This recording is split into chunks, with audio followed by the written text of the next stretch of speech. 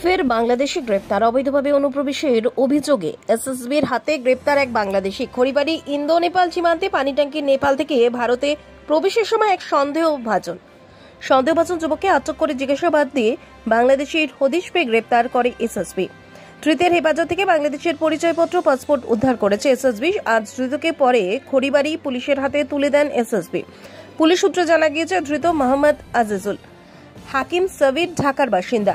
সম্প্রতি পর্যটক ভিসায় নেপালে এসে অবৈধভাবে ভারতে প্রবেশের চেষ্টা করতে এসএসবি আটক করে। জিজ্ঞাসাবাদের পর গ্রেপ্তার করে। ধৃতকে আজ শিলিগুড়ি মহকুমা আদালতে তুলে রিমান্ডে নেবে পুলিশ।